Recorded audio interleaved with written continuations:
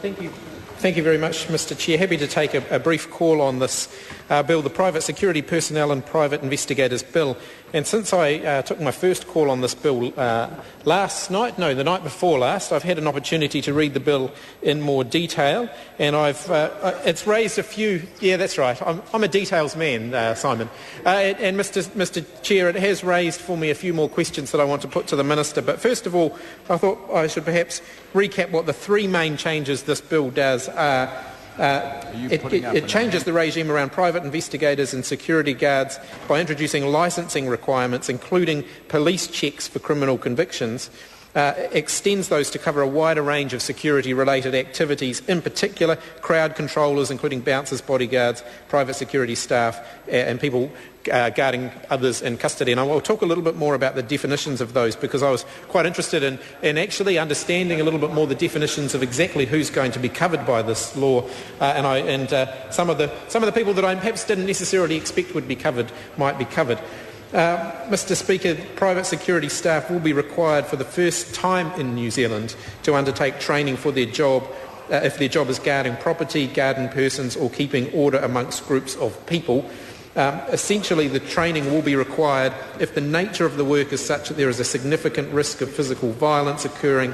The details of the training requirements will be made via explicit order in Council, and there will be a dedicated enforcement body, the Complaints Investigation and Prosecution Unit, which will be created to ensure compliance with the new legislation. There will be heavier penalties for offending. A penalty for unlawfully employing an unlicensed security guard will go up from $2,000 as it is present, go up to $20,000, a significant increase. And the penalty for unlawfully operating an unlicensed business will go up from $2,000 to $40,000 for an individual and $60,000 for a company. So I think it's really useful for everybody to understand exactly who may be covered by this, because actually when I got into it and read it in more detail, it covered a much wider range of people than I might necessarily have thought. It covers security consultants, and under the meaning of security consultant, it basically makes it clear. I'm about to tell Mr Bridges, if he'll just hold himself together just for a moment, I'll enlighten him. I'll enlighten him as to the details. So,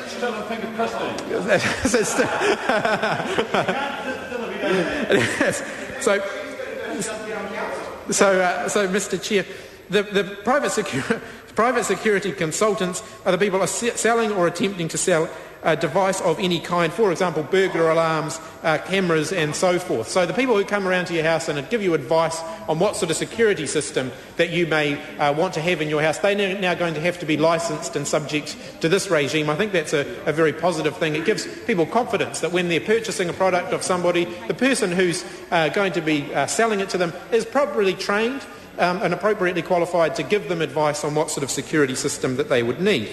That person will also have to be trained and qualified and licensed if they're going to be advising the owner or occupier of the premises on the desirability of having guards looking after the premises. And I think that would be that's something that people will be pleased to see.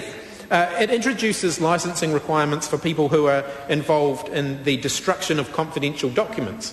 And actually, it's one of those things that we probably never think about. We all turf out our documents into our green bins at the end of the day, and actually, who picks them up? Who picks them up? And that's right, Nikki Hager could get hold of them if we're not careful. Actually, I think Mr Bridges, he's just given me another 5 minutes or Roger Foley, because Mr Speaker, it could well be that all those Don Brash emails came out of a security bin that maybe wasn't locked, or that maybe they weren't properly.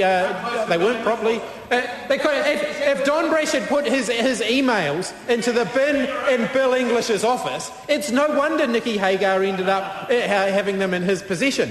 So, Mr Speaker, the licensing regime that this bill will require for those involved in the destruction of confidential documents, and the destruction of confidential documents, it will give some more reassurance. However, it will not cover somebody such as Mr English, who of course we know does a lot of his own cleaning these days, because ministerial services wouldn't give him those extra hours of cleaning that he wanted to have for his ministerial home.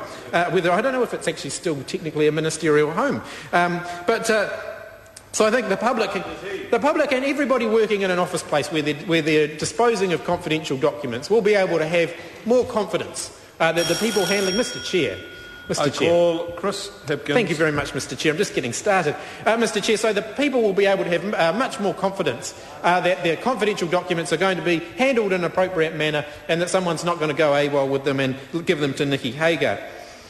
This bill will cover property guards. So it will cover people who are looking after commercial premises, but it will also presumably cover people who look after private property. So I, like many members of Parliament, have a monitored security alarm device. If it goes off when I'm not home, they'll send a security guard round to make sure nobody's breaking into my house. Both the people who are monitoring the alarm system and the people who are going and checking on the house if the alarm goes off, they're going to have to be licensed and appropriately trained to do that. That, frankly, as a consumer, that's not something I had even given any thought to when the security system was installed at my house. So New Zealanders can have confidence that the people who are doing it will be appropriately trained and licensed. However, this is where I did have some questions. Because one of the requirements it puts in place is anybody monitoring in real time elsewhere than on the premises owned or occupied by themselves, a camera or similar device or a burglar alarm or similar device will have to be licensed. And the immediate question that brought up for me, and I'd like the Minister, I wasn't on the Select Committee and I don't have a detailed knowledge of the bill, so I would like some clarification on this. Because the question I have is, what about the community patrols? So what about the people who go and volunteer for the police and help out? It's not a private place? Public. No, some of the cameras are actually in private places. Some of those cameras monitored by the police and by the community patrols are in private places. So will they have to be licensed under this bill? I'd actually like some clarification from the Minister rather than an interjection from Chester Burrows, although actually I place a lot of... Chester Burrows is probably likely to be more informed because I will praise him. I think he's an excellent chairperson of the Select Committee and he should actually be a Minister. He would make an outstanding Minister of Police. That's right, if Nathan Guy can cut the grade, I'm not sure why Chester Burrows can't do it. I think he'd have a very, very good grasp on these issues and would in fact make a stellar Minister of Police. It wouldn't be hard to be better than the current one. So, Mr Chair, if the Minister could clarify that for me, I would very much appreciate that. Mr Chair, just to recap, the Labour Party actually introduced this bill. It's another quality piece of legislation introduced by the previous Labour government. I think we did leave the National Party very well positioned to look quite good in their first few years because we had such a large amount of legislation introduced by the very diligent and hard-working ministers of the last Labour government that in fact they haven't actually had to do much in terms of coming up with ideas of their own. They were able to just pass the legislation established by the last Labour government, and I want to congratulate Clayton Cosgrove, my colleague from Christchurch, who can't be here today to see this bill continue to passage through the House. I'm sure he would like to be here. He's down with his constituents in Christchurch, and I think everybody would agree that that's where he should be at this particular point in time, as I know many Canterbury members are on both sides of the House. Mr Speaker, this bill had a gestation period of a significant time because there was a review of this legislation that has been in place since 1974 and was significantly out of date. And I think when laws get to that age, it's time to take a look at them. Technology has changed dramatically in that time. I mean, I don't think anybody could have imagined digital cameras, cellular phones, sort of surveillance stuff, closed-circuit TV, all of those things that wouldn't have been in place or even available in 1974. The idea that you could have an alarm system, that wouldn't have been in place in 1974. Surveillance cameras? No, closed-circuit surveillance cameras of the type that we have now. I'll defer to Trevor Mallard's superior knowledge. I wasn't born then. So Trevor was probably already in Parliament. He was probably already well established here. Actually, he's probably already had more ejections from the House than any other member at that point. No, but I'd be careful going down that road, Mr Quinn. I'd be careful going down that road. So, Mr Speaker, this is a very timely... One of the few people fired from Kiwi Rail. That's right. One of the few people ever fired from New Zealand Rail, Paul Quinn. But Mr Chair, I'm very happy to have made this brief contribution to the bill. I'm looking forward to hearing the remainder of the committee stage debate. I think I've got 3 seconds left.